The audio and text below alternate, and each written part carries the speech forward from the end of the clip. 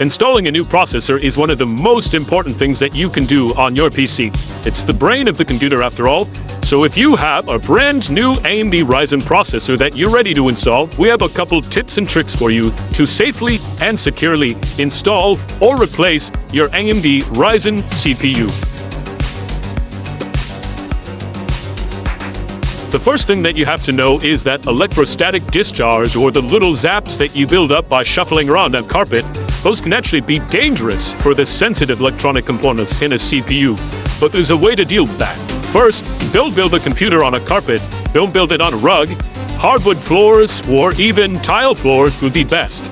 Secondly, you can deal with electrostatic discharge with an ESD strap. On one end, there's a wristband that you simply put on your wrist, and on the other end, there is sometimes a plug, like ours, which goes into a technical bench that is grounded, or there's a clip. The type that you might buy from the store is probably going to have a clip. To use that, you would simply turn the power supply off on your computer and then attach the clip to the power supply. Any bare metal on the power supply will do. That means when the static that builds up in your body doesn't go into the CPU, instead it goes through our handy wrist strap, through the power supply, and back into the wall outlet. That is a great way to keep your CPU safe. The next thing that you'll want to do is install the processor. Now that you're grounded with your wrist strap, you'll be able to take the AMD Ryzen CPU out of its bubble packaging. And when you do that, take note, in the lower left-hand corner, there is a golden triangle. That golden triangle lines up with a triangle that's also on our processor socket. So you'll want to turn the CPU to match the two triangles up.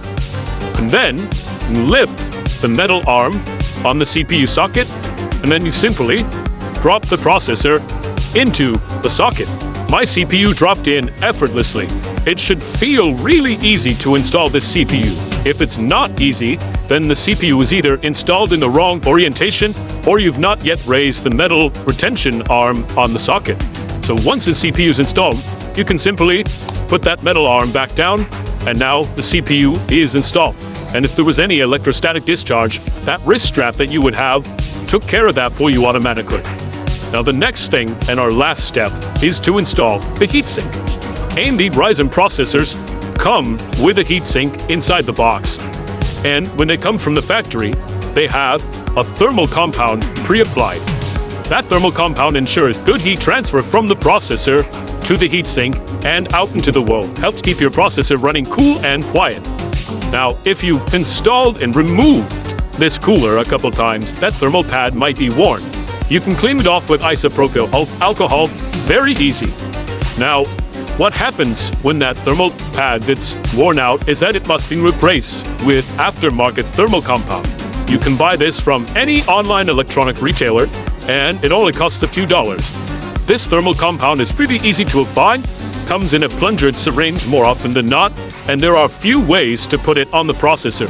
Many people would buy the large dot the size of a pea or 2 peas in the center of the CPU, and then when you put the heatsink on, it will spread out evenly across the processor.